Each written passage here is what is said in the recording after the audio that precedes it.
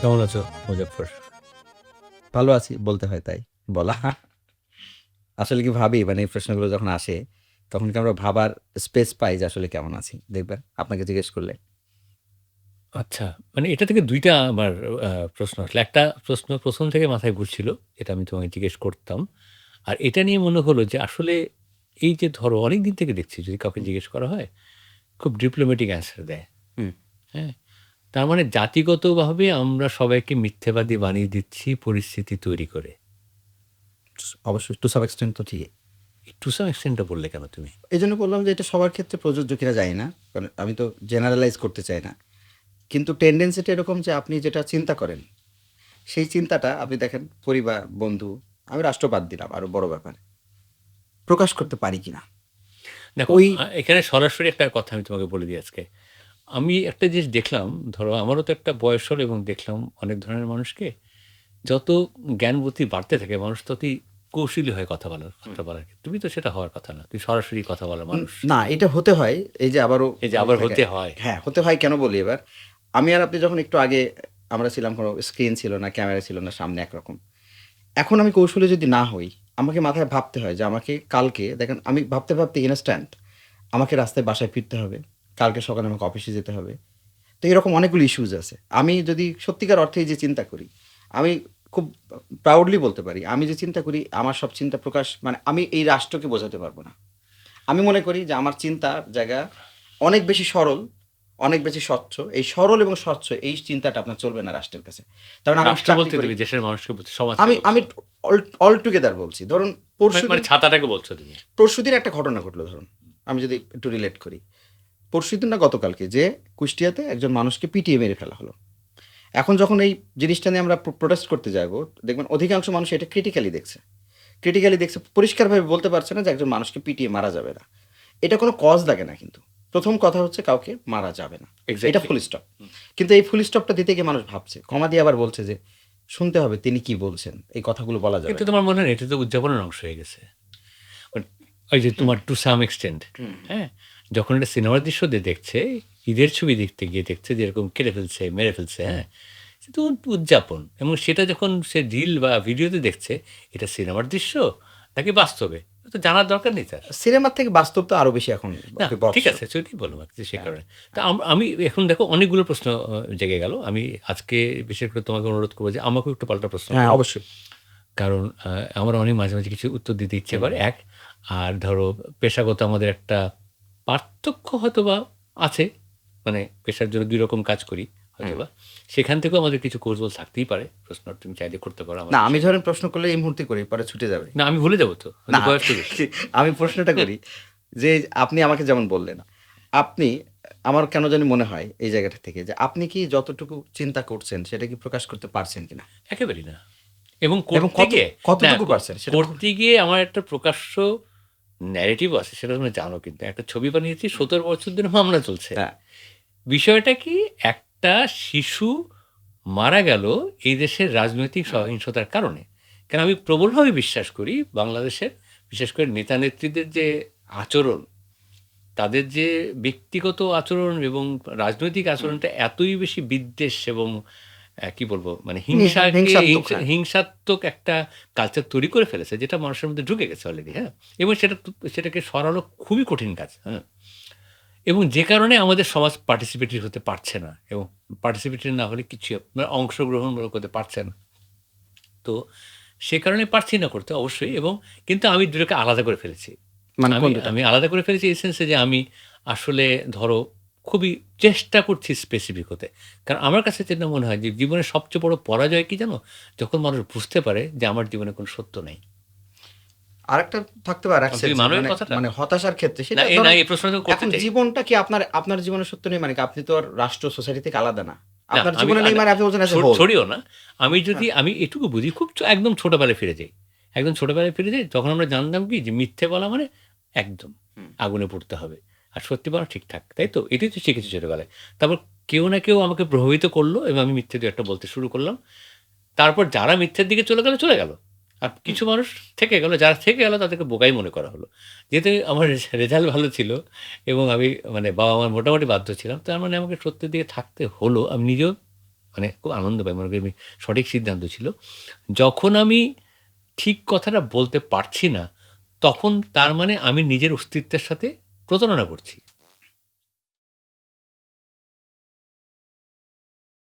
বলে যে আমি কি সরি বলব? এটা রাষ্ট্রের সরি বলা দরকার। কারণ মানে এই যে পাওয়ার চলে গেল, অন্ধকারের মধ্যে বসে আমাদের বেশ কিছুক্ষণ কথা হলো।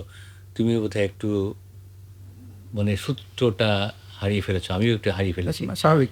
শব্দটাকে সামনে নিয়ে আসি। শব্দটাকে সামনে নিয়ে আসি এইজন্যই, কারণ আমরা সত্য নিয়ে কথা বলছিলাম। যে আসলে জীবনের সত্যটাকে আসলে একটা সময় আমি যদি আমার কথা বলি, মানে আধুনিক মনস্ক মানুষরা এই শব্দটাকেই কেন জানি খ্যাত মনে করত। তাই না? মানে প্রগতিশীলতার সাথে সত্যের যেন সম্পর্ক নাই। ব্যাপারটা এরকম একটা ব্যাপার ছিল। মানে আমি মানে এটাকে আমার কাছে যেটা যদি মনে, তুমি যেহেতু সাহিত্যময়, আমার কাছে যেটা মনে হয় যে ধরো খুব ছোটবেলায় আমি কল্যাণ মিত্রের কিছু নাটক দেখেছি। শেষে এসে সবাই আলো আসবেই বা ওরা আসবেই বলে দাঁড়িয়ে যেত, যেটা একটা আশা দেওয়ার চেষ্টা করতো আর কি। ওইখান থেকে আমি কেন মেলালাম, কারণ পরবর্তীতে যখন বামপন্থীরাও বলতো যে একদিন হবেই, কিন্তু যখন যখন দেখলো হচ্ছে না কোনোভাবেই, তখন ওইখানেই মনে হয় সত্যটার একটা কি বলবো মানে বসে গেল জিনিসটা আসলে। হ্যাঁ, না, কিন্তু যখন মানুষ স্লোগান দিচ্ছিল আপনাদের জেনারেশনে, মানে যদি আমরা সুতোটা মেলাই, মানুষ আলো আসবেই বলছে। আপনি বলছেন তখন এথিক্সের একটা ভ্যালু ছিল। মানুষ বলতো যে মিথ্যা বললে আগুনে পুড়তে হবে। এই সেখান আলো থেকে আসবে বলো না, বললে একটা বিপদ হবে। এটা আরেকটা বোধহয় নির্দিষ্ট মানে আমি মানে বলছি হোপ, মানে একটা আশা আশা, আসবে, আশা। কিন্তু আশা। সেইটা থেকে ফল হলো কেন তাহলে? তাহলে তো রাইট ওয়েতেই ছিল। না, এই যে ফল হওয়ার পিছনে ওইটাই তো বলতে চাচ্ছিলাম যে আমরা একটা বিষয় যদি আজকে খুবই মানে স্পেসিফিক রাখি, যে নিজের অস্তিত্বকে শ্রদ্ধা করা। এটা আমার কাছে খুবই ইম্পর্ট্যান্ট টপিক মনে হয়। কারণ একটা বিপুল জনগোষ্ঠীর দেশে প্রত্যেকটা মানুষের সাধারণ জ্ঞান বুদ্ধি তো আছেই। তারা নিজের অস্তিত্বকে প্রচণ্ডভাবে শ্রদ্ধা করতো দেখেই আমাদের মুক্তিযুদ্ধের মতো ঘটনা ঘটেছে আমাদের এখানে। নাহলে স্বাধীনতা অর্জন এত সোজা ছিল না। না, কারণ কিন্তু যারা আমরা মানে যে চোখে দেখেছি যারা, মানে ওইটা তো যত কথাই বলি না কেন, তো সেইখান থেকে যখন সেটা নিয়ে মিথ্যে কথা বলা শুরু হলো, তার মানে কি? তার সাথে ধর্মকে যদি মেলাই, তার মানে ধর্মটা কি করলো? এখানে মিথ্যাকে অ্যালাউ করে ফেললো। মানে একটা আশ্রয় হয়ে গেল। আমি সেভাবে আশ্রয় হলো। তার হ্যাঁ। মানে কি? দেখা যাচ্ছে যে আসলে মানুষ ইচ্ছে হলে মিথ্যা কথা বলতে পারে। রাষ্ট্রীয়ভাবে মিথ্যা কথা বলতে পারে। এটা আপনি একটা শুরুতে একটা কথা বলছিলেন, যেটা নিয়ে আমি সবসময় বলি যে প্রাতিষ্ঠানিক নীতি নৈতিকতা শিক্ষা আমাদের যেখানে চর্চাটা ছিল, যে ওই যে প্রাতিষ্ঠানিক মানে ধর্মীয় অ্যাঙ্গেল থেকে শেখানো, যে তুমি ফ্যামিলি তুমি থেকে। আফটার ডেথ তুমি এটার একটা পাবা। তারপরে রাষ্ট্রীয়ভাবে একটা শিক্ষা নীতি নৈতিকতা, আমার মনে হয় এইটা একটা বড় প্রবলেমেটিক এই শিক্ষাটা। না, ওইটা ওইটা হ্যাঁ, ওইটা কখন হচ্ছে? আমি অন্যায় করব না, এর কিন্তু কোনো ক্লজ লাগবে না। না, কিন্তু কখন হচ্ছে সেটা? তুমি যখন নিজের অস্তিত্বকে, আমার হয়তো কথাটা কঠিন হচ্ছে, হ্যাঁ। তুমি তোমার এক্সিস্টেন্সকে যখন রেসপেক্ট করতে পারছো না, যে তোমার অবস্থানটা কোথায়? পৃথিবীতে কোথায়? দেশে কোথায়? সমাজে কোথায়? পরিবারে কোথায়? কোনো জায়গায় তুমি স্থির করতে পারছো না। তখন কি হচ্ছে তোমার? তুমি তো লস্ট তখন। লস্ট। আরেকটা আপনি যেটা বলছেন, ধরেন আমি একটা অস্তিত্বের প্রতি সম্মান, মানে নিজে সেলফ একটা রেসপেক্ট তৈরি হওয়া। আমি যদি অন্যায় করি, আমি অন্যায় করলাম বড় রকম। আমি সম্মানটা কিভাবে তৈরি হবে? সম্মানটা হারালেই তো আমার ভিতর ওই গ্লানিবোধ আসবে। আমি সোসাইটিতে দেখি কোনো ইমপ্যাক্ট তৈরি হচ্ছে না। ধরুন একজন অনেক টাকা সহ ঘুষ সহ ধরা পড়ল। কালকে কি তাকে সোসাইটি কোনোভাবে তাকে কোনোভাবে ধরুন ওই তাকে মানে কোণঠাসা একেবারেই না। করছে না। না, এটা ইভেন হ্যাঁ, heinous act, crime like rape, খুন, সে কিন্তু সমাজে তার স্ট্যান্ডার্ড তুমি অবস্থান অতদূর হারাচ্ছে যেও না। না। ওটা তো তুমি এখন কথা বলছো এক্সট্রিম একটা জায়গা নিয়ে। কিন্তু আমি যদি বলি এই জায়গায় দেখো, একদম মৌলিক জায়গা নিয়ে। আমি বড় হয়েছি দিনাজপুরে। আমার বাবা শিক্ষক ছিলেন। তো সেখানে আমার মাঝে, মাঝে বাবা-মার কথোপকথন আমার এবং তাদের ঐক্যটা আমরা খুব মানে আমার খুব এখন ভালো লাগে। আমি তখন বুঝতে পারতাম না হয়তোবা। যেমন কোথাও আমরা ধরো কোথাও একটা আমন্ত্রণ আছে, আমরা আমরা বিয়ে বাড়ি বা কোনো একটা জায়গায় আমরা রাতে যাবো। বাবা-মা বলে দিচ্ছেন আমাদেরকে যে ওখানে গিয়ে কিন্তু শুধু পানি খাবে। খাবারটা খাবো না, কারণ ওরা কিন্তু মানে ওদের টাকা ওরা উপার্জন কীভাবে করে আমরা জানি, যেহেতু জানি না এটা খেলে পেট খারাপ হবে। হ্যাঁ, সো আমরা কিন্তু খেতাম না। তার মানে এই যে একটা ধরো উপার্জনের যে হারাম হালাল যেটাকে বলছি আমরা, এটার যে একটা মানে আলাদা পবিত্রতা আছে, মানে একটা পবিত্র বিষয়, হ্যাঁ, উপার্জনটা। এইটা কখন ভুলতে শুরু করে মানুষ? এটা তো পরিবার থেকে শুরু হয়েছে, ব্যক্তি সত্তা থেকে। তো আমি ওই জায়গায় আবার ফেরত যাচ্ছি। দেখো, একজন শিল্পী বা একজন ধরো বিশিষ্ট ব্যক্তি, তার কখন একটা কোনো একটা দলের এমপি হওয়ার প্রয়োজন পড়ে? যখন তার নিজের অস্তিত্বের প্রতি কোনো ওই শ্রদ্ধাবোধ শ্রদ্ধাটা থাকে না, তাই না? তো একটা দেশের কিন্তু ওই যে আমরা যাদেরকে বলি যে এরাই হচ্ছে জাতির মেরুদণ্ড, কি সব বলি না আমরা সবকিছু, হ্যাঁ? তো আসলে জাতির কি আমরা জানি না, কিন্তু তাদের এত অস্তিত্বের সংকটটা কেন হয়? এটা সাইকোলজিক্যাল। সাইকোলজিক্যাল বটেই। কারণ হ্যাঁ, আদারওয়াইজ তো কোনো হ্যাঁ। তা প্রয়োজন আমি নাই। যেহেতু বেশি কথা বলছি, আমি ২-৩ টা প্রশ্ন হ্যাঁ। করে তোমাকে আমি মাত্র না, না সেটা ছেড়ে সমস্যা নাই। দিতে চাই। আপনার আমার প্রশ্ন ২-১ টা জায়গাতে। এই যে ধরো অস্তিত্বের সংকটটা হলো বা অস্তিত্বের প্রতি তার আমরা শ্রদ্ধাশীল হলাম না, এটা একটা বিষয়। আরেকটা বিষয় হচ্ছে কেন আমাদের দেশের যেকোনো সে পরিবারের প্রধান হুম, বলি, দেশের প্রধান বলি বা সমাজের প্রধান বলি, এরা কেন কোনোদিনও কোনো ব্যাপারে অংশগ্রহণমূলক যে একটা প্রসেস হতে পারে, প্রক্রিয়া হতে পারে যে ঠিক আছে পার্টিসিপেটরি হতে হবে, সবার মতামতের মূল্য আছে। কেন সেটাকে স্বাধীনতা লাভ করার পরেও কিন্তু সেটাকে কেন মূল্য দিল না? এই দুটো ব্যাপার আমি মিলাতে পারছি না বা তোমার বক্তব্য না, মেলাতে পারছি না বললে ভুল হবে। হুম। তোমার কথা আমি শুনতে চাই একটু। না এটা খুব ডিফিকাল্ট টু আনসার এই অর্থে, মানে ডিফিকাল্ট স্পেসিফিক আনসার দেয়া। কারণ আমরা জাতির অনুভূতিটা বলো। ট্রান্সফরমেশন আমরা হুম, খুব লেটার অন আমরা জেনারেশন। আমরা যে দেশটা পেয়েছি এক অর্থে দেখেন, আমরা এবং আমাদের পরের জেনারেশন তাদের কাছে আমি জানি না উপরের আমাদের আগের জেনারেশন আপনারা তারা কি উত্তর দেবেন যে আমরা দেশটা পেয়েছি একেবারে বিশৃঙ্খল একটা অবস্থায়। প্রত্যেকটা মানুষকে আমরা দেখছি অসৎ। একটা মুদির দোকান ধরুন একটা সময় প্রশ্ন ছিল কি, রাজনীতিবিদরা খারাপ হয়। পরে দেখলাম যে রাজনীতিবিদরা বড় খারাপ হয় কারণ তাদের বড় অপরচুনিটি থাকে। কিন্তু যখন দেখি একটা ছোট্ট একটা দোকানদার টুপি মাথায় দিয়ে ফল বিক্রি করছে, সে হয়তো ওই ৫ বছর আগের এক্সপায়ার ডেটের খেজুর বিক্রি করছে রোজার মাসে। হুম। এটা তো চিত্র, ওজনে কম দিচ্ছে। এটা একটা দোকানদার। রিক্সা চালক যখন তাকে বিদেশি কেউ তখন ৳৫০ ভাড়া সে ৳১০০ চাচ্ছে। একটা রিক্সা চালক। আমি প্রত্যেকটা সেক্টর ওয়াইজ যদি মেলাই, তার মানে সোশ্যালি দেখব প্রত্যেকটা সেক্টরই এবং করাপ্টেড। ধর্মীয় ব্যক্তির এবং টুপি মাথায় আছে, হজও করে আসছে। তার মানে আপনি যদি দেখবেন যে আমি আমি একটা ছোট্ট উদাহরণ দিই যে আমরা যখন বন্ধু-বান্ধব স্কুলে যেতাম, যারা মেয়েরা বাসে আসতো, সে মেয়েদের পার্সোনাল এক্সপেরিয়েন্স থেকে যখন তারা বলতো, ওজন টুপি মাথায় হুজুর মানুষ দেখলে তারা সাবধানে একটু সরে বসে, দাঁড়ায়। তার মানে টুপি মাথায় থেকেও সে তো ওই লোকটার কাছে সেফ ফিল করছে না মেয়েটা। একজন বোরখাওয়ালা মানুষ দেখলে পুলিশ দেখবেন বেশি করে সার্চ করে, যদি বোরখাওয়ালা নারী দেখে। কারণ ইয়াবা যখন বিশেষ করে আপনি যদি ওই রুটে চলাচল করেন। তার মানে কোনো কিছুই শেষ পর্যন্ত আমরা দেখছি আমাদের জায়গা থেকে বিশ্বাসের জায়গায় নেই। না কোনো কাস্ট, সোশ্যাল কাস্ট, কৃষকরা না, রিক্সা চালক না, রাজনীতিবিদ না। এবার আসেন ইন্টেলেকচুয়াল। আপনি দেখেন বুদ্ধিজীবিতার জায়গা থেকে আমাদের দেশের গত ১-১.৫ দশকে আমরা যা দেখলাম বাংলাদেশের নষ্ট হওয়ার মূল কারণ কিন্তু এই সো মানে কল্ড এডুকেটেড হ্যাঁ, পিপল। হ্যাঁ। আপনি সেটা সকল রাখেন আমি সকল বলব না সো ওই কল্ড, কারণ আমি তাদেরকে এডুকেটেড মনে করি না। ধরেন এটা আমার হুম, ব্যক্তিগত ইয়ে। হুম, কারণ এই এডুকেশন ও এডুকেশন না। ঢাকা ইউনিভার্সিটির একটা জায়গা যদি ধরেন যে সেখানকার প্রফেসরদের যদি আপনি প্রশ্ন করেন দেখবেন যে ওখান থেকে পিএইচডি বিক্রি হচ্ছে। মানে আপনার যখন বেনজির এর পরে পিএইচডিটা রিভিল হলো যে পিএইচডিটা ফেক পিএইচডি। তো তার মানে সেখান থেকে এই জিনিসগুলো হচ্ছে। প্রত্যেকটা জায়গায় যদি সেক্টর যদি আমরা আমাদের জেনারেশন এসে দেখি যে করাপ্টেড, নীতি নৈতিকতার কোনো নেই, তখন যখন আমি অপরাধী হিসেবে ধরা পড়ছি আপনার কাছে যে মোজাফফর এইটা করলো, এটা ঠিক করেনি। আমি কোনো অপদস্থ হচ্ছি না। কেন হচ্ছে না? কারণ প্রত্যেকটা মানুষ তো আমি। আমি আমার কার কাছে না অপমানিত তার বোধ মানে কি করব? সবাই তুমি কি বিকারগ্রস্ত মানে নির্বিকার হয়েছে সবাই তোমার মনে হয়? নির্বিকার এই অন্তত এই একটা জায়গাতে। মানে অনুভূতিহীন? নাকি নাকি অনুভূতিহীন বলব না। বলব না এই অর্থে আবার তারা কিন্তু তাদের স্বার্থের জায়গায়। এখন যদি আমি আপনি একটা অন্য কথা বলে ফেলি, হুম, যেটা তাদের অনুভূতিতে আঘাত লাগতে পারে। আমি আপনি সেফ ফিল করব না। তার মানে তারা তো এই ইস্যুতে নির্বিকার না। গতকালকে যে লোকটাকে পিটিয়ে মারলো মব, হুম। তারা তো নির্বিকার ছিল না ওই লোকটার ব্যাপারে। হ্যাঁ? আমার কিন্তু মনে হয় কি দেখো মানে এটা একটা ব্যাপার এটা যদি একটু বড় করে দেখি যে এটা তো ঠিক যে ধরো আমি কিন্তু এখনো বিশ্বাস করি বাংলাদেশের অধিকাংশ মানুষ খুব ভালো। হুম, তারা পরিস্থিতির শিকার। হুম, হুম। আমি হ্যাঁ, প্রচন্ডভাবে এটা বিশ্বাস এটা করি। কারণ তুমি অবিশ্বাস দেখো করার কারণ নেই। কারণ আমাদের দেশের ওভারঅল যে সোশ্যাল সিস্টেমটা এই সোশ্যাল সিস্টেমটা কিন্তু নিজের মতো করে চলে। হুম, হ্যাঁ? যেটা যাদের যে দায়িত্বটা ছিল সেই দায়িত্বটা যদি পালন করতো ঠিক মতো হ্যাঁ, করে তাহলে হয়তোবা হতেও পারত। এখন ধরো আমি যেমন আমার সহকর্মী যারা একেবারেই ধরো জুনিয়র যারা বাচ্চা একেবারে হুম, ছেলেমেয়েরা এরা যদি সত্যিকার অর্থে ওদের টিচাররা ভালো করে শেখাতো বা তাদের পরিবার যদি উৎসাহ দিত যে আসলে ভালো কোনটা মন্দ হুম। কোনটা ওরা সবচেয়ে বড় সমস্যাটা কি? ওরা জানে না কতদূর যাবে তারা। কি হতে চায় তারা? কি করতে চায় তারা? এই যে মানুষের অ্যাম্বিশন যখন হারিয়ে যায়, তখন মানুষ কিন্তু এরকম ধরনের নানান রকমের মানে কি বলবো? একটা দুর্বিপাকে পড়বে এটা খুবই স্বাভাবিক, হ্যাঁ? এখন ধরো কালকে যে ঘটনাটা ঘটেছে, দেখা যাবে যে হয়তো উদ্যোগটা এমন একটা মানুষের, তার কোনো হুম, একটা স্বার্থ আছে। অবশ্যই। বাকিদের আসলে কিছু করার নেই এবং মানুষের যখন কিছু করার থাকে না, তখন তারা জন্তু হয়ে ওঠে কিন্তু। না, আমি একটা জিনিস পরিষ্কারভাবে বুঝি যেটা সবসময় লিড দেয় গুটি কতক মানুষ এবং তারা অন্যরা ব্লাইন্ডলি আপনাকে অনুসরণ করে। না কিন্তু আমি এখন যে মানে কথাটা বললাম ধরো যে যখন তার কিছু করার থাকে না সে জন্তু হয়ে ওঠে। কথাটা তুমি মানো? জন্তু হয়ে ওঠে মানে তার সে জন্তু হচ্ছে সেটা সে বুঝেও হয় না। এটাই তো মানে মানে যার সে ব্লাইন্ড অনুসরণ করে এবং আমাদের সোসাইটির মূল সমস্যাটা কোথায়?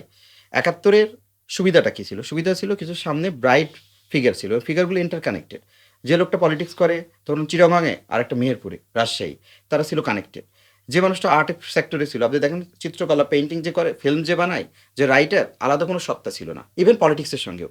সবাই মিলে ঢাকা ইউনিভার্সিটি যখন আপনার এক জায়গায় বসছে একটা অধিকার দাবি নিয়ে, সবাই কেউ বুঝছে না যে কে কোনটা ফ্যাক্ট সেক্টর থেকে আসছে এবং কেউ ইভেন কিছুই করে না সে। সে করে না, কোনো আর্টিস্টিক কোনো কন্ট্রিবিউশন নাই। কিন্তু সে পলিটিক্যালি বা অ্যাওয়ারনেস আছে তার মধ্যে। পুরো একটা জাতি কানেক্টেড ছিল একটা নেটওয়ার্কের মধ্যে। ফলে স্বাধীনতার ডাকটা যখন আসলো, তখন ঘোষণা চিটাগং থেকে হলো বা ঢাকা থেকে হলো, ধরেন সৌরদী উদ্যান থেকে, সেই ঘোষণাটা সারা বাংলায় ছড়ায় যেতে সময় লাগলো না। কারণ কি, সবাই কানেক্টেড। এই যে আমাকে একজন বললো, আমি এগ্রি হয়ে গেলাম। তা আমি এবং বলছি যে না, এই জাতি কানেক্টেড। তবে আমার কাছে মনে হয় কি জানো, যে এখানে কতগুলি বিষয় ছিল, মানে ওই সময় যতই ব্যক্তিকেন্দ্রিক অল্প আমরা কথাবার্তা যাই বলি না কেন, এটার ব্যাপারে আমি ভীষণ, ওটাই তো মূল কারণ। হুম। আহ্বান তো ছিলই, কিন্তু মানুষের মধ্যে একটা দেশপ্রেমও ছিল ভয়াবহ রকমভাবে। এবং এইটা এবং মানুষের দেশপ্রেম, প্রতি মানুষের আস্থাটা, ধরুন আমি হ্যাঁ, বলছি দেশপ্রেম থেকে তো একটা জিনিস। না কিন্তু হ্যাঁ, একটা একটা জায়গাতে মারাত্মক আঁকতে হবে। যখন দেশপ্রেমটা থাকবে, তার মানে কি, আমি আবার দেশটাকে ভালোবাসি, তার মানে দেখবে যে ওই ওই মানুষগুলো নিজের বাবা মাকে ভালোবাসে, হুম, নিজের পরিবারকেও ভালোবাসে, নিজের মাটিটাকে ভালোবাসে, নিজের চর্চার, নিজের ভাষা সব কিছুকে ভালোবাসে। হ্যাঁ, এটা ছিল, এটা অতীত। আমাদের কথা হচ্ছে সেই জায়গাটাতে ডিগবাজি কি এখানে যে আসলো, আজকের জায়গায় দাঁড়িয়ে আমরা হুম। কি ভাববো আসলে? আমরা কি আদৌ সেই আগের জায়গায় ফেরত যাবো? নাকি এটাকে একটা অ্যাডাপ্টেশন করে নতুন একটা কোনো দিকে যাবো আমরা, তাই না? না, আমি তুমি কথা বলে কিছু হবে না হয়তোবা। কিন্তু এটাও তো ঠিক, আমরা ছোট, ছোট যে কাজগুলি করছি, হুম। সেই জায়গাগুলো তো আসলে কিছু না কিছু হলেও পরেও আমি মনে করি এনলাইটমেন্ট হয় আসলে সত্যিকার অর্থে। কথা বলা তো একটা ব্যাপার। হুম। আর কথা বলার ব্যাপার এই জন্য মানুষ এই যে ডিফার করা। যেমন আপনি বলেন দেশপ্রেম ছিল, তার মানে এখন কম আছে। এটা তো ব্যাপার। আমি যদি বলি দেশপ্রেম এখনো তীব্রভাবে আছে। না, আমি কম কম পার্থক্যটা, আছে বলিনি কিন্তু। না আমি একটা ধরেন ওই অপোজিশন ওই তৈরি করছি, হ্যাঁ, বাইনারি। ওকে। কেন তৈরি করছি? যে দেশপ্রেম এখনো আছে। আছে এই জন্যেই, মানুষগুলো আসলে কি দেশপ্রেম যে আছে, একটা একটা আপনি লেম পিপল, একটা দেশের ধরেন বেসিক যে থাকে 18 কোটির মধ্যে 15-14 কোটি মানুষ অপেক্ষা করে। কেউ একজন আমাকে বলবে এটা দেশপ্রেমের ব্যাপার, আমি ওটাকে সাপোর্ট করব। এখন এই মুহূর্তে যদি বলি ইন্ডিয়াকে তুমি বিরোধিতা করে এই সেক্টরে, এটা দেশপ্রেমের বহিঃপ্রকাশ। ওই মানুষগুলো প্রশ্ন না করে সেটা করবে। দেশপ্রেমের বহিঃপ্রকাশ হিসেবে করবে। ওর কোনো ইন্ডিয়ার সাথে ব্যক্তিগত দেশ-বিদ্বেষ নাই। কেন করবে আমি বলতেছি, তার মানে কাউকে সে বিশ্বাস করে। কোনো যারা পলিটিক্যাল ন্যারেটিভ তৈরি করে তাদের সুবিধা কি? তাদের ফলোয়ার আছে। ফলোয়ারটা এই অর্থে আছে, ওই মানুষগুলো কিন্তু তাকে ব্লাইন্ডলি বিশ্বাস করে। আমি বলছি ৭১ এর সুবিধাটা ছিল এই জায়গায়। ৭১ এ আসলেই কিছু মানুষ অনেস্ট মানুষ ছিল। দেখবেন না, তারা, কিন্তু আমি এখন ওই জায়গায় একটু হ্যাঁ, দেখলাম, ধরো কম বেশি আমরা এটা নিয়ে কথা হ্যাঁ, হয়। আমি তোমাকে যেটা অন্য জায়গায়, প্রশ্নটা হচ্ছে ধরলাম যে আমাদের সার্বিকভাবে আমরা একটা খুব সুস্থ অবস্থায় নেই। ডায়াগনোসিস করতে হবে। নেই কেন? সেটা আমি প্রশ্ন হ্যাঁ, করে না জানতে চাই। হতে পারে নেই, ওই তো ডায়াগনোসিস হ্যাঁ, করলে বের হবে। হ্যাঁ? তো আমার কাছে হচ্ছে মনে হয় যে মনস্তাত্ত্বিক সংকট যেটাকে হয়, যেটা হুম, আমি বারবার বলছি তোমাকে, যে নিজের অস্তিত্বকে সম্মান করতে না পারা, না করা। মানে আমি যখন কোনো একটা অন্য দেশের ভিসা নেওয়ার জন্য আমি যা ইচ্ছা তাই করতে হুম, পারি। নিজের দেশকে আমি মানে পানিতে হ্যাঁ, ফেলে দিতে পারি, হ্যাঁ? বা নর্দমায় ফেলে দিতে পারি। তার মানে কি আমার নিজের প্রতি কোনো শ্রদ্ধাবোধ নাই না, আসলে, ১। তো আমি যদি একদম এক্সাম্পল দিয়ে বলি, আমি যেহেতু আমি স্থপতি হিসেবে কাজ করি, আমার অনেকগুলো অবজারভেশন আছে হুম, আমার, হ্যাঁ? এবং তুমি যেহেতু সাহিত্যের মানুষ মূলত, হুম, হুম? বলতে তো পারি, তাই না? আমার কাছে এই যে মনস্তাত্ত্বিক সংকটটা যেটা, এই মনস্তাত্ত্বিক সংকটের জন্য তো আমাদের অনেক কিছু আছে ওয়ে আউট করার। অনেক রাস্তা আছে। হ্যাঁ? এবং এটা হুম, মানে একদম মানে হারিয়ে যাওয়ার জায়গায় আমরা যাইনি এখনো, বিশ্বাস করি আমি সেটা। সেই জায়গায় যদি অ্যাড্রেস করি, ধরো ওভারঅল কি হচ্ছে, আমরা কালচার নিয়ে কথা বলছি, ইটস এ বিগ টার্ম। হ্যাঁ, আমরা বলছি ট্রুথ, সত্য, ওটাকেও ছোট ভেক্টর বানিয়ে ব্রেকটা, ফেলবে, হ্যাঁ, হ্যাঁ? দেশপ্রেম, ওটাকেও ভেক্টর বানিয়ে ফেলবে হুম, মানুষ, হ্যাঁ? স্পেসিফিক জায়গায় যদি যাই, তাহলে আমি যদি একটা জায়গায় ২-১ টা এক্সাম্পল দিই, ধরো একটা একটা দম্পতি, তাদের একটা মানে বাড়ি বা জমি আছে হুম, ঢাকা শহরে যথেষ্ট ধনাঢ্য পরিবারের। তাদের পরের প্রজন্ম যে কোনো কারণে দেশের বাইরে চলে গেছে। তারা দেশে আসছে শুধুমাত্র তার বাবার জায়গাতে, যেহেতু ডেভেলপাররা কাজ হ্যাঁ, করছে, সে টাকাটা নেওয়ার জন্য তারা আসছে, ভাগটা নেওয়ার জন্য। এবং সেই জায়গাটার মালিক ছিলেন ধরো XYZ, ধরো হক সাহেব বা কবির সাহেব বা কিছু একটা হবে। যেটার নাম হওয়া উচিত ছিল হক ভিলা বা কবির ভিলা, সেটা একটা স্প্যানিশ বা ইটালিয়ান নাম হচ্ছে। হুম, হ্যাঁ? এবং তাদের যে ওই দম্পতির যে জীবনযাপন, তাদের যেটুকুই যা সংস্কৃতি বা ঐতিহ্য যাই ছিল না কেন, এটা প্রত্যেকটা পরিবারের তো একটা ইতিহাস থাকে। হ্যাঁ। থাকে, যেভাবে অবশ্যই, অবশ্যই যেভাবেই থাকে, হোক না কেন, অবশ্যই হ্যাঁ? থাকে। এবং আমরা যা বারবার করে বলি, আগের মানুষটা ভালো ছিল। তো আমি ধরে নিচ্ছি তারাও ভালো ছিল। তো এইখানে তারা যখন অবজ্ঞা করে সেটাকে ফেলে দিচ্ছে, হ্যাঁ? হুম, এবং একটা অজগবি একটা নাম দিয়ে অদ্ভুত একটা জিনিস করছে, এবং সেইখানে যারা বাস করছে এখন, সেটা হচ্ছে একটা শোকেসের মতো জায়গা। হ্যাঁ, সাজানো গোছানো খুব জিনিস, এবং সেটার মধ্যে তাদের একটা মধ্যে মেকি, হ্যাঁ, মেকি একদম পুরোপুরি, এবং লাইফলেস, হ্যাঁ, আর্কিটেকচারটা এখন সবগুলো শোকেসের মধ্যে হ্যাঁ, হচ্ছে, তাই না? এটার মধ্যে ওই ট্রুথটা নাই, হুম, যে কারণে কমিউনিটি ডেভেলপ করছে না। আমাদের সবার পাশে অনেক সুন্দর সুন্দর জিনিস আছে, তারা সুখে আছে না শান্তিতে আছে আমরা জানিও না, জানার দরকারও নেই, প্রয়োজন নেই। আমরা আছি, আমরা বেশ, আমাদের অনেক বড় একটা ফ্ল্যাট আছে, এটি বড় কথা।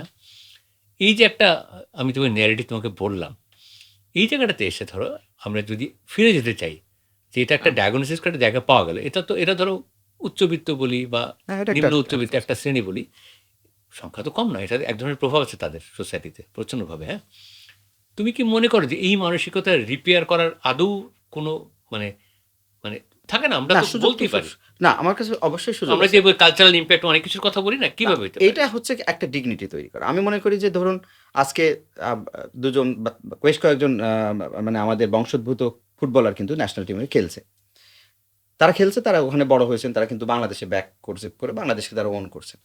এটা দেশটাকে যদি তারা মনে করেন যে দেশটাকে ওন করা যায়, একটা ডিগনিটি আছে। যদি সব জায়গায় বলে বাংলাদেশ একটা চোরের দেশ, কিন্তু আমি তো বললাম বাবা ফরেন মাকেই তো তারা ডিগনিটি ভোট করছে না, না, এটা আমি বলছি যে যে বাবা মা ধরেন তাদেরকে বড় করেছে তার সেই জায়গাটার প্রতি তো নাই। এটা প্যারেন্টাল সমস্যা, ওই বাবা-মারও সমস্যা থাকতে পারে। বাবা-মা কিভাবে তাদেরকে বাচ্চাদেরকে গ্রুম করেছে I don't know. কারণ বাবা-মা যদি কালচারালি তাদের অ্যাটাচমেন্টটা রাখতো। তা আমি কি বলবো যে ফ্যামিলি আজকে আমার ফ্যামি দেশ আমাদের নষ্ট করে, যেগুলো দেশ আমাদের নষ্ট করে, তাই বলবো? না, কিন্তু আমি বলছি জেনারেশনকে আমাদেরও তো দায়িত্ব আছে। আমি আমার সন্তানকে যদি অ্যাটাচমেন্টটা না তৈরি করি, দ্বিপাক্ষিক তো হ্যাঁ, ব্যাপারটা। দ্বিপাক্ষিক। আমি যদি অ্যাটাচমেন্টটা না তৈরি করি, ও ওয়ান ফাইন মর্নিং এসে আমার রুট খুঁজবে না। যে এই বিল্ডিংটার নাম হতে পারে কামিনী, কারণ আমার দাদির নাম ছিল কামিনী। ও দাদির নামটা জানছে না তো। হুম। বলছি এই যে কানেকশনটা তৈরি করা, যে এই বিল্ডিং এর এই ইতিহাস আছে। আমার বাবা কষ্ট করে এই জায়গাটা ঢাকাই করেছেন। তখন তার একটা ফিল আসবে যে না, এই জায়গাটা আমাদের ওন করতে হবে। এটা একটা মেমোরি। এখানে আমাদের গ্রেভিয়ার্ড আছে। গ্রেভিয়ার্ডটা হারাই গেছে, কিন্তু তাকে তো খুঁজে বের করে দিতে হবে। তো আমার এই কানেকশনটা তৈরি করতে হবে। এটা ওয়ান ওয়ে। আরেকটা হলো ইন জেনারেল ওয়ে। ফ্যামিলির বাইরেও একটা কানেকশন তৈরি, ওভারঅল জাতি। যখন তারা বাইরে আসেন, তারা দেখবেন এই দেশটা নিয়ে প্রাউড করা যায়। এই দেশের অনেস্টি আছে। এদেশে আর কিচ্ছু নাই। এদেশে একজন মানুষ এখানে ফুটপাতে কাজ করে, কিন্তু তার অনেস্টি আছে। তো এই যে প্রত্যেকটা মানুষ যদি অনেস্টি থাকে, সে তখন কিন্তু ওন করবে। কিন্তু এটা হ্যাঁ? তো এমনি এমনি আসবে না অনেস্টিটা। তো এই অনেস্টিটার জায়গায় এখন আমাদের তোমাকে গেটটা আমি যদি করতে হবে। অভিযোগ করি হ্যাঁ, একটুখানি, মানে হুম, তোমাকে, হ্যাঁ, তোমাদের অবশ্যই। সাহিত্যের মানুষ হুম, দেখে, যে তোমরা এমন একটা ভাষায় কথা বলছো, এমন একটা জায়গায় তোমরা বিশ্বকে হুম। নিয়ে গেছো, যে সেটাকে মানে ধরো আত্মিকভাবে কেউ গ্রহণ করতে পারছে না কেন? না, আমরা কি আসলে আমাদের গ্রহণ করার মতো জায়গায় আমরা গেছি? আমার প্রশ্ন উল্টো কেন, লেখকদের কাছে। না না, কেন যেতে কারণ পারছো না একজন কেন? রাইটার কমিউনিটি থাকে একটা দেশের, দেখবেন সবচেয়ে বেশি, আমি বলব আমাদের যে ট্র্যাডিশনাল চিন্তা, যে এরা সবচেয়ে বেশি অবৈষয়িক হবে, সত্যবাদিতা থাকবে। আমি সত্যবাদিতা কোটের মধ্যেই বলি, কোট আনকোট করেই। আরেকটা থাকবে যে ওই বৈষয়িক মানে আত্মত্যাগের জায়গা থেকে এরা সবার চেয়ে অগ্রগণ্য হবে। এরা নেশনের ভালো দেখবে। এটা তো একটা ধরেন ইউটোপিয়ান চিন্তা রাইটার কমিউনিটি নিয়ে। আমি যখন এই কমিউনিটির মধ্যে দেখি যে এরা, আমরা গালি দিই পলিটিক্যাল ফিগাররা কোটি কোটি টাকা আচ্ছা ধরো এরা ধরেন, সংখ্যালঘু কিন্তু যারা, এরা এরা সংখ্যালঘু যারা, জাস্ট একটা অ্যাওয়ার্ডের জন্য, মানে আমি যেহেতু ওপেন বলছি যে এর একটা ছোট্ট অ্যাওয়ার্ডের মোহ কাটাতে পারেন না, ছোট্ট না একটা তুমি তো বলছি ইন জেনারেল, আমি বলছি দু একজন যারা আছে, আমি বলছি কারণটা কি দেখো, আমি একদম কিছু নেই তা তো হতে পারে না। আমি আগেরটার সাথে কানেক্ট করছি, যে ধরো এই যে ধরো আমি একটু আগে যে বিষয়টা বললাম, যে ওই ছেলেমেয়েগুলো ধরো আহ, তার বাবা মাকে ভুলে হয়তো বাইরে চলে গেল, দেশের হ্যাঁ, বাইরে চলে গেল, বা দেশেই অন্য জায়গায় চলে গেল, মফস্বল থেকে ঢাকায় চলে আসলো, মনে করো সব কিছু মিলে একটা কোন একটা জায়গায় তো আসলে ছেদ পড়ছে, সে তো ছেদ বলছি। পড়তে পড়তে পড়তে আসলে সবগুলো স্লাইস হয়ে গিয়ে পার্টিসিপেটরি হচ্ছে না। মানে আমার কাছে এটা একটা অনেক বড় টার্ম, মানে যে যতক্ষণ পর্যন্ত সোসাইটি অংশগ্রহণ হ্যাঁ, হবে না, কোনো হোপ নেই আসলে, সত্যি কথা। এবং সেক্ষেত্রে আমি ধরলাম যে ধরো রাষ্ট্র কেউই দিবে না, পৃথিবীতে এরকম অনেক দেশ আছে যেখানে এমন সব গ্রুপ তৈরি হয়েছে যারা নিজেরাই বুদ্ধি করে মানে সাহিত্যকে মানুষের কাছে নিয়ে চলে গেছে, চলচ্চিত্রকে মানুষের কাছে নিয়ে গেছে, শিল্পকলাকে অ্যাপ্লাইড করে একটা এমন জায়গায় ল্যাঙ্গুয়েজ তৈরি করেছে যেখানে গিয়ে মানুষের চৈতন্যকে ফিরিয়ে নিয়ে এসছে। তার মানে কি আমাদের দেশের যত সব এই লেখক, সাহিত্যিক, বুদ্ধিজীবী যারা, সবাই কি সুবিধাবাদী? তাই তো না, সব নিশ্চয়ই না। রাখ, সব কিছু মোটেও না, মানুষ তো মোটেও আছে। না, মোটেও না। কিন্তু ওইখানে আমার প্রশ্নটা হচ্ছে যে ওইখানে মিসকমিউনিকেশন যেটাকে বলি আমরা, যে কমিউনিকেশন একটা গ্যাপ তো নিশ্চয়ই আছে। ধরো আর্টিস্টটা কিছুটা বেড়েছে, কারণ বড় লোকরা এখন বলছে যে আর্টিস্ট দেখে তাদের লাগবে, এবং তাদের একটা ওই ধরো ওই যে থাকে না পার্টিতে একটু ওদের একটা হ্যাঁ, ধরন আছে, ওদের একটা অ্যাটিটিউড আছে, সব কিছু মিলে আর্টিস্টটা কিন্তু বড় লোকদের সাথে সবচেয়ে বেশি মিশতে পারে। আর্কিটেক্ট দেখে লাগে, কিন্তু একটার সময় আর্কিটেক্ট থেকে বেরো করে দেয়। না, হ্যাঁ, আপনি হ্যাঁ। ওই ওই পেশা না, আমি বলছি যে বৃহত্তর অর্থে একটা নেশন বিল্ডিং এ বাট এগুলো তৈরি এভাবে করা। কিন্তু আমি ধরে ধরে কেন বলছি তোমাকে, এগুলো কিন্তু মানে মানে কনসিডারেশন নেওয়া দরকার। মনে করো আজকে তুমি কথার কথায় ধরো আজকে এই যে আমরা যে সিনেমা নিয়ে কথা বলছিলাম, ধরো তামিমের যে বনলতা এক্সপ্রেস, হ্যাঁ, মানে টু বি ভেরি ফ্র্যাঙ্ক, সবার মধ্যে একটা ভালো অনুভূতি আছে কিন্তু, তাই না? ছবিটি কেন? কারণ এটার মধ্যে একটা পার্টিসিপেটরি ইস্যুস আছে, হ্যাঁ, মানে সবাই আমার অভিনেতাগুলোকে একসাথে নিয়ে ফেলেছে এবং সবাই মনে করে দেখছে, যাচ্ছে হলে। ওইটা কিন্তু মাথায়, কারণ এই ছবিটা ভালো মন্দ অত কিছু নাই কিন্তু মাথায়, না ওই সময় তো না। ক্যারেক্টারগুলো নিয়ে চিন্তা করছে সবাই, হুম। কিন্তু ভালো মন্দ সবকিছু মিলিয়ে। তবে ও তো চেষ্টা করেছে বলে তো হয়েছে। না, এই আর্টের একটা কন্ট্রিবিউশন তো আছে, কিন্তু তা এই সিনেমাটার কথা যদি বলি, এই সিনেমাটা বাংলাদেশে, ঢাকার বাইরে যদি আমরা প্রত্যেকটা জেলার মানুষ দেখতে পারতাম তরুণ, তাহলে এই যে ৩ ঘন্টা আমরা একটা ভালো সময় কাটালাম, সেটা অন্য অর্থে না সেটা হইতে পারতো, কিন্তু সেটা তো হবে হয়তো বা। একটা একটা দেশের কিন্তু শুরু হবে। কালচারটাই তো এখন মানে ধরো মানে তুমি এমন একটা উপন্যাস বেরোচ্ছে যেটার সাথে খুব রিফ্লেকশন আছে, এবং একেবারেই আমার দেশের মানুষ হুম। পড়ে না, আমি এটা মানতে চাই না। ঢাকা শহরের মানুষ হুমড়ি খেয়ে পড়েছে, এটা পড়া দরকার। না, সেটা একটা নির্দিষ্ট অংশ তো পড়েই। হ্যাঁ, সেইটা আবার জানতে চাই, সেই নির্দিষ্ট অংশ যেটা বলি আমরা, হুম। সেটা খুব উল্লেখযোগ্য হয়তো বা নয়। সেটা এখন থাকে যে মানুষ, ওইটা একটা জিনিস যে নয়। কিন্তু আমার প্রশ্ন হচ্ছে মানুষ পড়বে কেন? যদি আপনাকে প্রশ্ন করি। না, আমাকে প্রশ্ন করছে, আমি তো তোমাকে আগেই প্রশ্ন করেছি যে এটা হয়ে উঠছে না কেন? এটা কি তোমাদের ন্যারেটিভের কারণে? নাকি না, ওটার ওখানে অসত্য না আছে? আমার মনে হয় নাকি শুধু কমিউনিকেশন গ্যাপ? রাইটার শুধু না, আমি বলব পুরো সিস্টেম কাঠামোকে অ্যাড্রেস করতে হবে। কারণ এই কমিউনিটি তো রাষ্ট্রের মানে সিস্টেমের বাইরে না। ধরুন আমি বলছি যে এখন একটা নেশন স্টেট একটা যখন তৈরি হয়েছে, তখন এডুকেশনের জায়গাটা আপনাকে দেখতে হবে, কালচারের জায়গাটা দেখতে হবে ছোট, ছোট করে। এবং আমরা যখন লিখি, আমার যারা পাঠক আছে তারা সত্য কথাটা শুনতে চায়। সে হোক সত্যবাদী হোক আর না হোক, সে সবসময় চায় প্রতিবাদী চরিত্র। দেখুন মানুষের আমি টেন্ডেন্সি তোমাকে তো প্রশ্নটা এইজন্য তোমাকেই করেছি। কিন্তু আমাদের টেক্সটের মধ্যে, হ্যাঁ, সে টেক্সটের মধ্যে তার যে একটা সত্তা আছে, তার দুটো সত্তা, একটা কম্প্রোমাইজিং সত্তাটা সবসময় চায় ভিতর থেকে রিভিলেন্ট তৈরি হোক, এবং সে ফাইটটা করতে চায় কিন্তু সাইকোলজিক্যালি। কিন্তু সে নাকি যখন উপন্যাসটা নেয়, সে দেখে আরো আপেক্ষামী, এই উপন্যাসটা তার থেকে বেশি যেন রাষ্ট্রের কাছে আরো সমর্পিত, যে প্রশ্নগুলো তার না, মনে কিন্তু আমার কাছে, আমি প্রশ্নটাকে আমি হ্যাঁ, আরো একটু খুলে বলতে চাই তোমাকে। আমার কাছে একটা জায়গায় মনে হয় যে আমাদের কোনো একটা জায়গায় ইনসিকিউরিটি আছে। প্রত্যেকের মধ্যেই। হ্যাঁ, ইনসিকিউরিটি কোথায়? যে আমি যদি খুব কমিউনিকেটিভ ল্যাঙ্গুয়েজে লিখে ফেলি, হুম। আমার সাহিত্যমূল্য কমে যেতে পারে। এক। সেইটাই ঠিক আছে? থাকতে পারে হ্যাঁ, গর্বের জন্য। হ্যাঁ। কারণ এরকমভাবে ধরো আমাদের যারা পপুলার, যারা খুব হয়ে উঠেছিলেন, তাকে নিয়ে অনেক ধরনের কথা থাকতে পারে। কিন্তু আমার কাছে যেটা মনে হয় যে ধরো আমরা একটা সময় ছিলাম না বিটিভিতে, আমরা হুম। এমন সব নাটক দেখতাম যেটা নিয়ে সবাই খুব ইনভলভ হয়ে যেত। সবাই ছিল তো, একটা হ্যাঁ, কানেক্টিভিটি তৈরি ছিল। হতো। হ্যাঁ। আমার প্রশ্নটা হচ্ছে যে আমরা তো চেষ্টাই করিনি। না, ধরুন আমি পপুলার হলাম। না, আমি পপুলার পপুলার হওয়ার কথা রাইটার বলছি না। না, আমি পপুলার রাইটার থাকেও কিন্তু। আমি কিন্তু হ্যাঁ। এটা আমরা আনতে চাই না। আমি বলছি কমিউনিকেটিভ। কমিউনিকেটিভ হলাম মানে তোমার খুব বেশি। হ্যাঁ, হলে হ্যাঁ। হওয়ার মানে কি? হওয়ার অর্থটাই হচ্ছে যে তুমি তখন তোমার একটা মানে রিডার গ্রুপ আছে। হুম। তুমি যা বলো সেটা একটা কিছু মানুষ সেটাকে পড়ার চেষ্টা করে। কিন্তু আমি যদি কথা বলি সব ভেগ কথা, ধরুন তুমি ভয় বলছো না তো তুমি? না, আমি বলছি আমার কথাটা জেনারেলি যে মানুষটা খুব পপুলার হয় একটা সমস্যা আছে। আমাদের মধ্যে ২-১ জন যারা একটু ধরুন সরল কথায় আমি কিন্তু popular পপুলার হয়। শব্দটা ব্যবহার করতে চাই না। আমি ধরেন বোঝার জন্য বলি, যারা বুঝবেন আমাদেরকে, যে এটা একটু তুমি হচ্ছে কমিউনিকেটিভ। আন্ডারস্ট্যান্ডেবল, না, কমিউনিকেটিভ না। কমিউনিকেটিভ। হুম। তখন তার একটা ব্যাপার থাকে, তার কমিটমেন্ট থাকে, সবসময় চিন্তা থাকে যে এই মুহূর্তে এই কথাটা মানুষ পছন্দ করবে না। মানে গণচেতনা, গণ আকাঙ্ক্ষা, এই দুটো শব্দ ব্যবহার করি। এই দুটো শব্দকে তারা বেশি অ্যাড্রেস করে এবং মূল্যায়ন করে। যে এই দুটো শব্দ কি চায় না চায়, তার বেসিসে আমি টেক্সট পড়ে ইউজ করব। আমি এটা মানলাম না। এইটা আমি কিন্তু বলি তোমাকে, সত্য। আমার কাছে মনে হয় যে ঘোড়ায় গলদ কিছু আছে আমাদের। আমরা হুম। খুবই মিসজাজ করছি। এই সেন্সে বলি তোমাকে যে আমাদের আসলে সত্যিকার অর্থে ওই যে বললাম, অস্তিত্বের প্রতি শ্রদ্ধা না থাকার কারণে আমরা অ্যাড্রেস করছি না সমস্যাটাকে। কারণ অ্যাড্রেস করলে তোমার দায়িত্ব বেড়ে যাবে। দায়িত্ব নিতে হবে। দ্যাট ইনসিকিউরিটি তৈরি হয়। না, দায়িত্ব নিতে হবে হুম। তখন। তখন তুমি দায়িত্ব কি নিজে নিবো নাকি রাষ্ট্র নিবে না কে নিবে? ধরো আমি কথার কথা বলি তোমাকে, একদম এক্সাম্পল দিয়ে বলি। আমি অনেককে প্রস্তাব হুম। দিয়ে দেখেছি, তার মধ্যে উৎসাহ দেখিনি। একসময় নিজেও করে ফেলেছিলাম কিছুটা। হুম। সেটা হচ্ছে, আমি মনে হয় যে আদর্শলিপি যে বেরিয়েছে, বিদ্যাসাগর যেটা হ্যাঁ। করেছিলেন ধরো, আজকের আদর্শলিপি এটা হবে কেন? উচিত না। হুম। এখন নতুন আদর্শলিপিটা করবে কে? করতে গেলে তুমি যদি কনসিডারেশনে নিয়ে আসো যে ঠিক আছে ফাইন, আমার সোশ্যাল রিয়েলিটিকে আমি ইন করাবো। হুম। আমি ছোটবেলা থেকে বুঝাতে চেষ্টা করব কোনটা ঠিক কোনটা ঠিক না। ওকে একটা চয়েস দেব যে অক্ষরের আমি অজগর তেড়ে আসবে না। হুম। অজগরের কোনো খেয়ে দেয়ে কাজ নাই। অজগর প্রথমেই একটা আতঙ্ক দিয়ে দিলাম। হ্যাঁ? আম গাছটা কার আম গাছ থেকে কাটে আমি প্রথমেই বুঝাবো যে আমার নিজের আম গাছ না, আমি আমটা পেড়ে খাবো না। ইঁদুর ছানা কেন ভয়ে মরবে? কিন্তু কেন? হ্যাঁ, এখন এই যে জিনিসগুলোকে কিন্তু নিয়ে, এই যে শুরু থেকে ধরো তুমি দেখে, ওইখান থেকে শুরু করে একদম টেক্সট বই পর্যন্ত তুমি যদি যাও, কারণ একটা সার্টেন লেভেলে সত্যিকার অর্থে বুদ্ধিবৃত্তিক আলোচনা দরকার ছিল for the right kind of adaptation. যে আজকের মানুষ আমরা কি করছি, আমরা এই জেনারেশন এরকম, ও এরকম, হ্যাঁ, ও ইংলিশ মিডিয়াম, ব্লেম ও করবে, এরকম। হ্যাঁ। ব্লেম ছাড়া কোনো কিছু নাই কিন্তু। হ্যাঁ। কিন্তু আমি বলছি যে পার্টিসিপেটরি করতে হলে তোমাকে তো টু সাম এক্সটেন্ট একটা গ্রুপ অফ পিপল লাগে যারা তোমার ভাববে যে কি করতে পারি, এবং সমস্ত চেষ্টা কিন্তু সফল হবে না কিন্তু। না, আসলে সেটা হবে না। আমি পপুলার কথা মানতেই চাই না। এসে ট্রায়াল এরর, যে আমি আমার রিডার গ্রুপের কাছে যেতে চাই। কিন্তু এবং কি নিয়ে যেতে চাই? প্রশ্ন আমার ওই জায়গায় ছিল। হ্যাঁ, কি নিয়ে এখন হ্যাঁ। মনে করো তুমি যেমন তোমার কিছু বিষয়বস্তু আছে এবং তোমার অবজারভেশন আছে। হুম। তো ওইখানে আমি তো মনে করি কয়েকটা বিষয় আছে যে আমার নিজের আগ্রহ, আমার অবজারভেশন এবং আমার কনসিডারেশন, তিনটা মিলিয়ে তো আমি লিখবো। আমি নিশ্চয়ই আমার কনসিডারেশন থাকবে অমুক অ্যাওয়ার্ড আমি পাবো, বা আমার বইটা না বেশি বিক্রি মোটেও না। হবে, বইটা বেশি বিক্রি না হবে বা মোটেও না। অমুক হবে, তাই না? তো ওই জায়গাতে এসে ওই যে আমরা যে কথাটা বলছিলাম যে সত্য থেকে যখন মানুষ সরে যেতে শুরু করে তার অস্তিত্বের সংকট দেখা দেয়। এই অস্তিত্বের সংকট যখন তীব্র হয়ে ওঠে বুদ্ধিবৃত্তি মানুষের দিকে, হুম। তখন আসলে হোপটা কমে যায়। ওইখানে কি করে হোপ জাগাইতে পারি, এটা এখন প্রেসক্রিপশন যত না এটা তো কঠিন প্রেসক্রিপশন দেওয়া নিশ্চয়ই আমাদের কাজ না। কিন্তু না আমরা আমি বলছি যে আমাদের এটা একটা আমাদের প্রস্তাবনা। ফোকাসটা থাকে সবসময় আমি লক্ষ্য করে দেখছি। আপনার কথার মধ্যেও ছিল হালকা করে।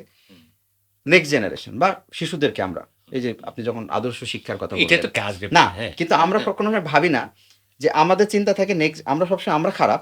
কিন্তু অলওয়েজ আমাদের সন্তানরা ভালো হবে। আমাদের সন্তানরাও তাই ভাবে। তারাও খারাপ হয়ে বড় হয়ে বাবাকে অনুসরণ করে তো। এবং তারাও ভাবে আমার সন্তানকেই ভালো হতে হবে। এবং সমস্ত চাপ আমাদের দেখবেন ইয়েতে না মানে ধরেন আমাদের অনার্স মাস্টার যারা করে একটু বড় হয়ে যায় সেইখানে না আমাদের চাপ থাকে প্রাইমারি স্কুলে কারণ ওই যে বেসিক আমরা বলি যে ওদের না বেসিক আমি চাপ নেবো, এটাকে চয়েস হিসেবে নাও না তুমি। কিন্তু আমি বলি যে নট লাইকলি আমাকে চাপ দেন ওই ইউনিভার্সিটি প্রফেসরকে সত্য না সত্য কিন্তু আমি কথা বলি, আমি এই যে ঠিক হওয়ার আমি জন্য। তোমাকে এক্সাম্পল দিয়ে বলি যে আদর্শ শিল্পীর কথাটা বললাম তোমাকে, এখানে চাপ দিই না না। ওটা তো ক্রিটিক্যালি না না ক্রিটিক্যালি কি আমি ওপেন আপ করে দিলাম, ওপেন আপ করে দিয়ে বললাম যে দেখো তুমি এখান থেকে তোমার একটা কনসিডারেশন ডেভেলপ করতে পারো যে এটা ঠিক এটা ঠিক না, আমার প্রশ্ন জাগতে পারে। আমার ভাই আমার মধ্যে প্রশ্ন জেগেছিল। আমার বাবাকে আমি প্রশ্ন, আমি যে কারণে আমি কিন্তু আমি ছোটবেলায় কিন্তু পড়িনি, আমি ক্লাস 3 থেকে লেখাপড়া করেছি। আমার বাবা আমাকে খুবই, আমি মনে করি যে আমি ওনার প্রতি কৃতজ্ঞ, উনি আমাকে জোর করে স্কুলে পাঠাননি। আমি যখন প্রশ্ন করেছি অজগর কেন আমাকে তেড়ে আসবে, আমি দিনের পর দিন প্রশ্ন করে গেছি যে আমি আমাকে কেন অজগর তেড়ে আসবে, কেন আসবে। তুমি আমাকে ব্যাখ্যা দিয়ে বুঝে একটা পর্যায়ে উনি বলছে ঠিক আছে তোমার এটা পড়ার দরকার নেই তোমার এটা, হ্যাঁ। হ্যাঁ না আমার অল্টারনেটিভ প্রশ্নটা হ্যাঁ যে এখানে যে দেখো কেন বলছি তোমাকে, এটা আমি আমার বাবাকে বলতে পেরেছিলাম, হ্যাঁ। মানে আমাদের যেহেতু বিপুল জনগোষ্ঠীর একটা দেশ, এখানে এবং সমস্যাটা মনস্তাত্ত্বিক। এই যে আমাদের আরেকটা ছিল না গাড়ি ঘোড়া পড়ালেখা করে যে গাড়ি ঘোড়ায় চড়ে সে তো গাড়ি ঘোড়ায় চড়তে হবে কেন পড়ালেখা না করতে? সেটাই মানে ওটা মানে আমি বলছি ওগুলো সোশ্যাল ওটাই তো স্ট্রাকচার বটে। থেকে আসে ওটা কিন্তু ধর্মে ওইগুলো আছে। না আমি বলি ওইগুলো সোসাইটিতে দেখ, চেঞ্জ আমি যেটা বলছিলাম করে না তোমাকে, বেসিক্যালি ধরো যেহেতু আমাদের বিপুল জনসংখ্যার দেশ এবং আমাদের সমস্যাটা মনস্তাত্ত্বিক, ওই জায়গাতে এসে আমার একটা কনসার্ন, এবং তোমাকে যেহেতু জিজ্ঞেস করতেই পারি আমি, যে সোশিও কালচারাল বিষয় বলতে যেটা বুঝি আমি, সোশিও কালচার পরিমণ্ডল বলতে যেটা বুঝি, এইটাকে, হ্যাঁ আমি জানি যে কালচার কথাটা শুনলে সবাই দৌড় দেয়, হ্যাঁ, হ্যাঁ তুমি ঢুকতে চায় না সহজে এটার মধ্যে, এবং ক্ষমতাবানরা খুব বেশি বিশেষ করে দেয় না। তারা কালচার মানে ওই নাচ গান সিনেমা এটাই সাধারণ মানুষ এখন তাই তাই বোঝানো হয়েছে এক্স্যাক্টলি। যেহেতু আমরা এটার বাইরে ব্যাপারটাকে মনে করি, যেহেতু আমরা এটাকে আরো একটু বৃহত্তর হ্যাঁ জায়গায় নিতে চাই। এটা তো এটা লাইভ এই জায়গাতে আমার একটা প্রশ্ন দেখা যাচ্ছে, দেখুন আমার একটা বয়সও হয়ে গেছে, হুম খুবই স্বাভাবিক ব্যাপার। এবং সত্যিকার অর্থে আমি যা মানে করতে ইচ্ছা করে, বা যেহেতু স্বাধীনতার কিছুটা সাক্ষী হুম দেখেছি সবাই, এবং এখনও যেহেতু এই দেশেই আছি, হ্যাঁ একটা তো সকাল থেকে বিকেল মধ্যে অন্তত কয়েকবার তো মনে হয় যে কিভাবে এটা সমাধান হইতে পারে, কিভাবে ঘুরে যাবে পুরো বিভাগটা। আশাবাদী হতে ইচ্ছা করে প্রত্যেকের, তোমারও হ্যাঁ হয়, না সেটা আমি শিওর। সেইখান থেকে আমার বারবার মনে হচ্ছে যে উপায়টা, আমরা কথা বলি তো উপায়টা বেরোবে, আজকে বেরোবে তা বলছি না আমি হ্যাঁ তোমাকে।